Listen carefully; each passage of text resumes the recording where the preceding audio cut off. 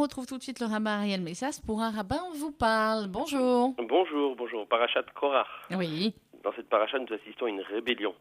La rébellion de Korach contre tout simplement Moshe, imaginez, Moshe Rabbeinu, Oui. et Aaron le grand prêtre. Moshe le roi et Aaron le grand prêtre. Nous assistons à une remise en question de leur position en tant que roi et en tant que grand prêtre. Nous assistons également à un soulèvement initié par Korach qui arrive à entraîner dans cette révolte 250 présidents des Sanhédrin de l'époque. Vous imaginez 250 des plus grandes personnalités spirituelles du monde de leur temps.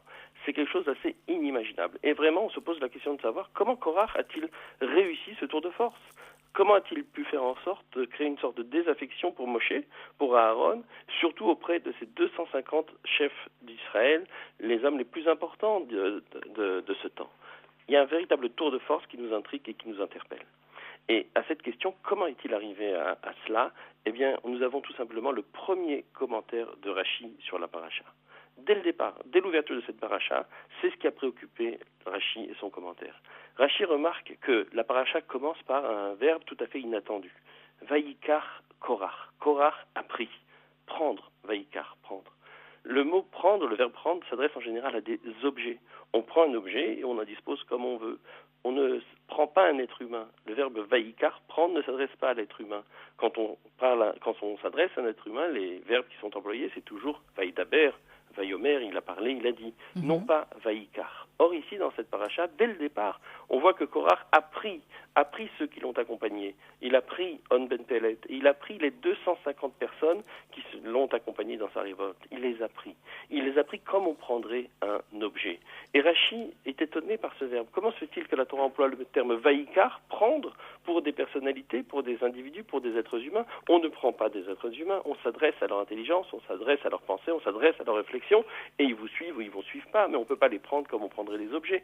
Comment justifier ici l'emploi de ce verbe vaïkar à propos d'êtres humains?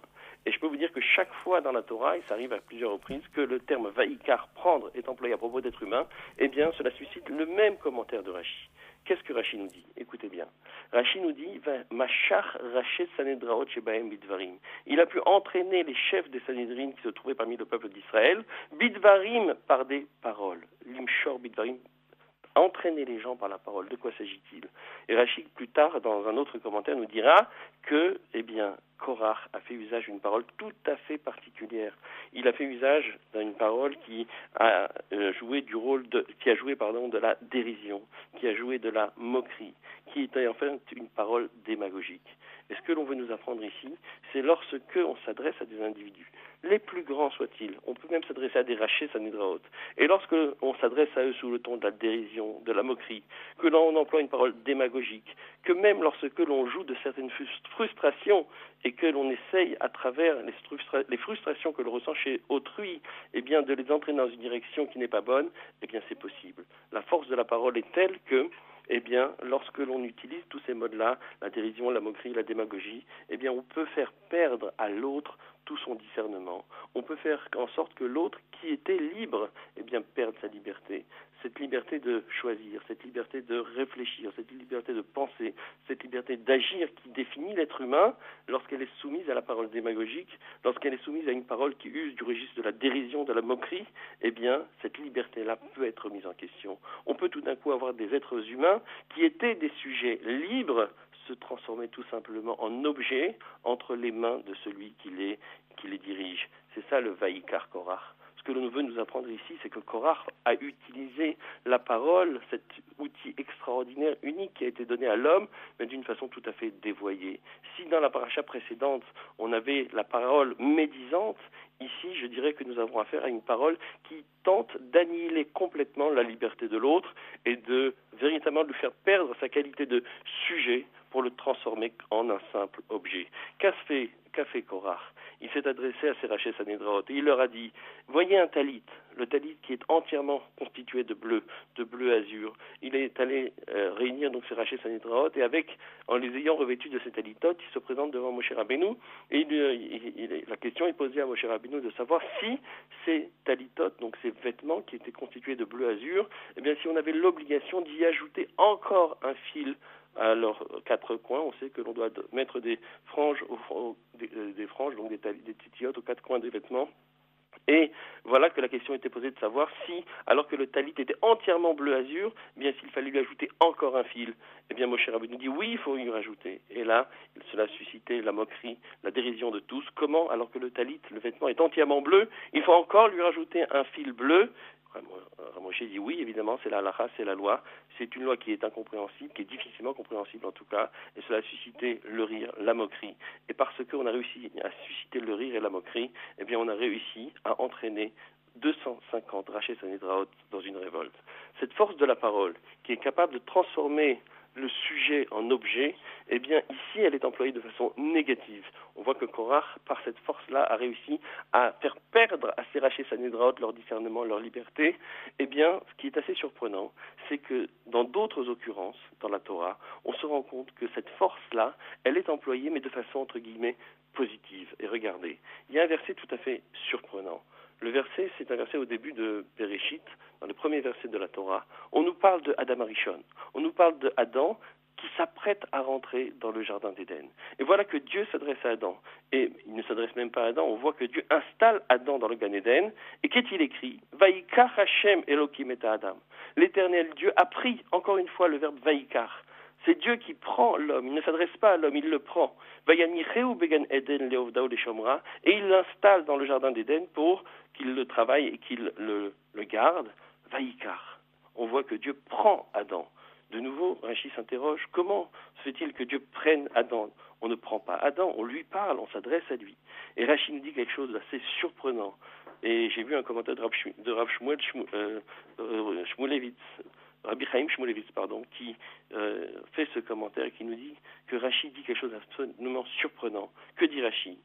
Rachi nous dit que Dieu, l'ekachobidvarim naïm, Dieu a pris Adam avec de belles paroles, ou pitaou leikanes sham, il l'a séduit pour qu'il accepte de rentrer dans le jardin d'Éden. On assiste ici à un Adam qui semble récalcitrant à entrer dans le jardin d'Éden, imaginez-vous, et Dieu doit lui parler, doit utiliser de belles paroles, doit même le séduire pour qu'il accepte de rentrer dans le jardin d'Éden.